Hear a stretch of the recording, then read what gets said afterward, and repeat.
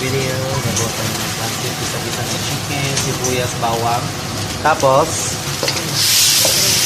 bawang sibuyas. And the chicken. Ayan. Put water. Ayan, put water and then mix until become boiling. Okay? Ayan. Put the bihon. Anong English ng bihon? Rice noodle. Right. Then put the carrots. No. Put cabbage. Then water. Ilagay mo na yung kanton. Para po, sabay na. Para sabay na. Madami pala. Madami naman pala. Talagang madami nun talaga yung 2 piraso na yon.